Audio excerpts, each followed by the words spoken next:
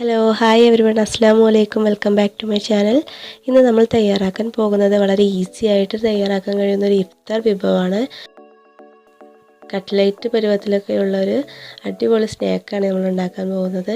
അപ്പോൾ ഇതെല്ലാവരും ട്രൈ ചെയ്ത് നോക്കണം. അതിനു മുമ്പായി എൻ്റെ ചാനൽ ഇനിയും സബ്സ്ക്രൈബ് ചെയ്യാനുള്ളവരുണ്ടെങ്കിൽ ഒന്ന് സബ്സ്ക്രൈബ് ചെയ്യണേ.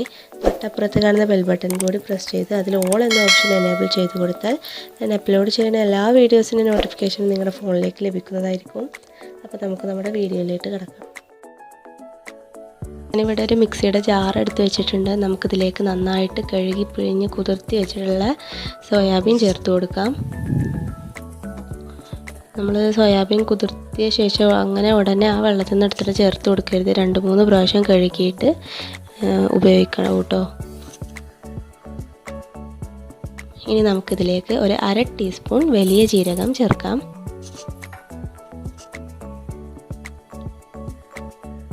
കുറച്ച് മല്ലിയില, 1 ടീസ്പൂൺ ഇഞ്ചി വെളുത്തുള്ളി പേസ്റ്റ്,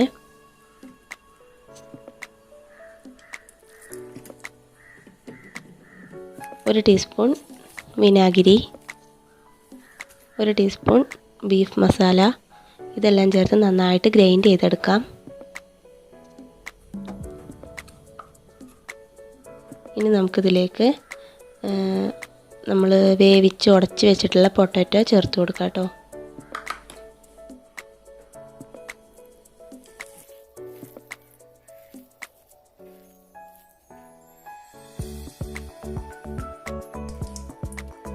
ഞാനിവിടെ ഒരു പാൻ വെച്ചിട്ട് അതിൽ കുറച്ച് വെജിറ്റബിൾ ഓയിൽ ഒഴിച്ചിട്ട് കുറച്ച് സവോള ചെറുതാക്കി അരിഞ്ഞത് ചേർത്ത് കൊടുത്തിട്ടുണ്ട്. ക്യാരറ്റ് ചേർക്കണം.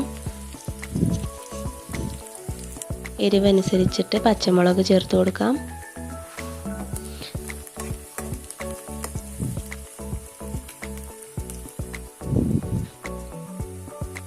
മുക്കാൽ ടീസ്പൂൺ ഗരം മസാല,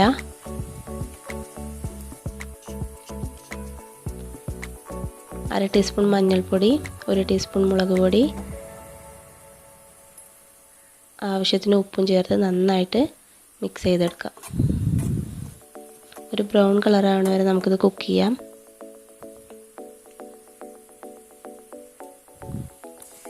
ഒരു ടീസ്പൂൺ ഇഞ്ചി വെളുത്തുള്ളി പേസ്റ്റ് കൂടി ആഡ് ചെയ്തിട്ടുണ്ട്.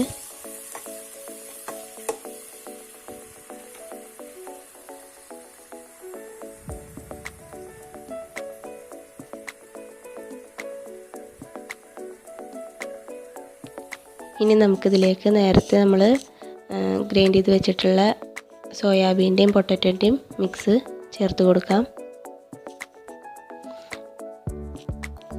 ഇത് നമുക്കൊരു ഹാഫ് വേവ് ആവണ വരെ കുക്ക് ചെയ്യാം കേട്ടോ.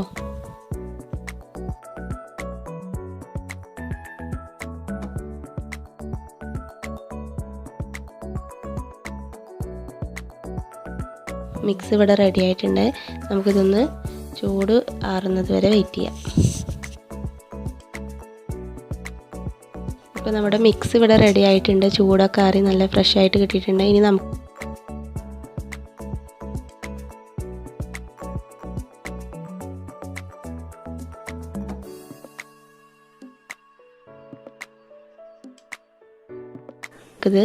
നമുക്ക് കൈ ഉപയോഗിച്ചിട്ട് തന്നെ ചെറിയ ചെറിയ ബോൾസ് ആക്കി എടുക്കാം.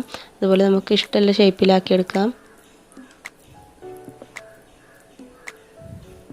ഞാനിവിടെ കുറച്ച് ബോൾസും പിന്നെ കുറച്ച് റൗണ്ട് ഷേപ്പും ആക്കി എടുത്തിട്ടുണ്ട്.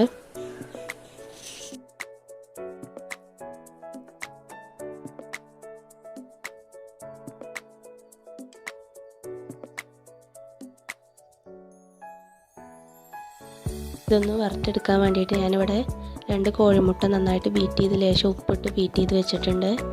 നമുക്ക് നമ്മുടെ ഓരോ ബോൾസായിട്ട് എടുത്തിട്ട് കോഴിമുട്ടയിൽ ഡിപ്പ് ചെയ്ത ശേഷം ബ്രെഡ് ക്രംബിലൊന്ന് കോട്ട് ചെയ്തിട്ട് മാറ്റി വെക്കാം. അങ്ങനെ ഓരോന്ന് ചെയ്ത് നമുക്ക് വെക്കാം കേട്ടോ.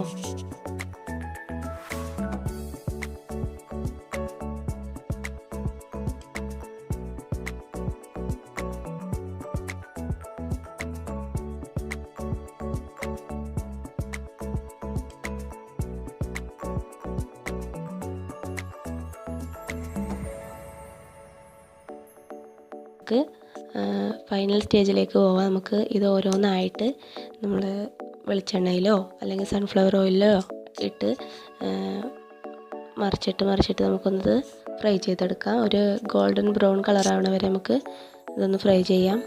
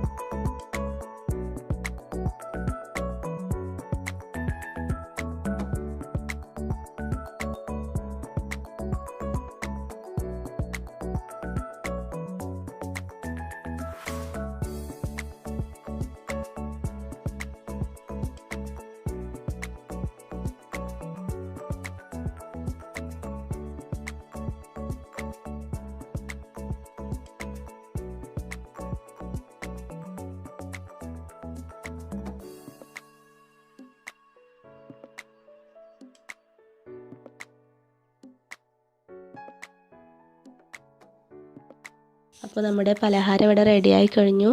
നമുക്ക് സോയാബീനൊക്കെ ഉപയോഗിച്ചിട്ട് ഈസി ആയിട്ട് വീട്ടിലുള്ള സാധനങ്ങൾ മാത്രമേ ഉള്ളൂ ആവശ്യം. അപ്പോൾ എല്ലാവരും ഇതൊന്ന് ട്രൈ ചെയ്ത് നോക്കണം. നിങ്ങളുടെ അഭിപ്രായങ്ങൾ എൻ്റെ കമൻറ്റ് ബോക്സിൽ മറക്കാതെ രേഖപ്പെടുത്തുകയും ചെയ്യണം. വീഡിയോ ഇഷ്ടപ്പെട്ടിട്ടുണ്ടെങ്കിൽ ലൈക്ക് ചെയ്യാനും കമൻറ്റ് ചെയ്യാനും മറക്കരുത്. പിന്നെ സബ്സ്ക്രൈബ് ചെയ്യാതെ വീഡിയോ കാണുന്നവരുണ്ടെങ്കിൽ ഒന്ന് സബ്സ്ക്രൈബ് ചെയ്യണേ. തൊട്ടപ്പുറത്ത് കാണുന്ന ബെൽ ബട്ടൺ കൂടി ക്ലിക്ക് ചെയ്ത് അതിൽ ഓൾ എന്ന ഓപ്ഷൻ എനേബിൾ ചെയ്യാനും മറക്കരുത്. Thank you.